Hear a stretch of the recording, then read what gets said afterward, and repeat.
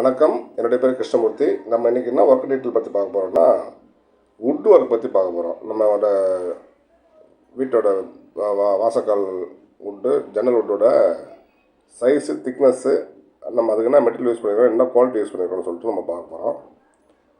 So நம்ம இப்போ நீங்கள் பார்க்கறது விண்டோ ஜன்னல் பார்க்குறீங்க. விண்டோ ஜன்னலோட மரத்தோட சைஸ் நம்ம 4 இன்ச்சுக்கு 3 இன்ச்சு 4க்கு 3ன்ற சைஸில் போட்டிருக்கோம். சேஃப்டி கிரிலோட திக்னஸ் நம்ம 12 mm போட்டிருக்கோம்.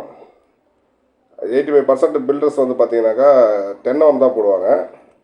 ஸோ நம்ம வீட்டுக்கு சேஃப்டி பர்பஸ்ன்றது ரொம்ப முக்கியம். அதனால் நம்ம 12 mm ராடு யூஸ் பண்ணியிருக்கோம். Full and full fixed grill எல்லாமே. வீட்டுக்கு நம்ம ஃபிக்ஸட் கிரில் யூஸ் பண்ணுறது ரொம்ப நல்லது.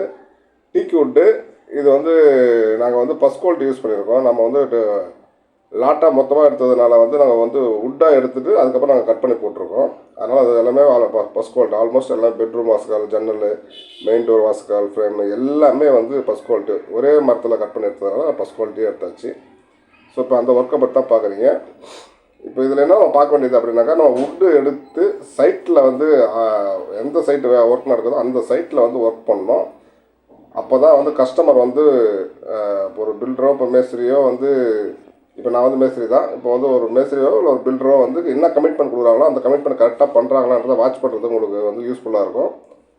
வெளியில் ஒர்க் பண்ணிவிட்டு ப்ரேமர் அடித்து கொண்டு வந்தாங்கனாக்கா நமக்கு என்ன வுட் யூஸ் பண்ணியிருக்காங்க, என்ன பண்ணியிருக்காங்க தெரியாமல் போயிடும். அதனால் ஆன்கோயிங் சைட்டில் தான் பண்ணணும். இப்போ நீங்கள் பார்க்குறீங்களா, செல் ஆயில் நம்ம இந்த வுட் ப்ரேமரோட செல் ஆயில் மிக்ஸ் பண்ணி தான் அடிக்கணும். அப்போ இந்த கரையான் பிரச்சனைலாம் வராமல் இருக்கும். ஸோ இதுதான் இன்றைக்கி வீடியோ டீட்டெயில். வீடியோ பார்த்த எல்லோரும் நன்றி, வணக்கம்.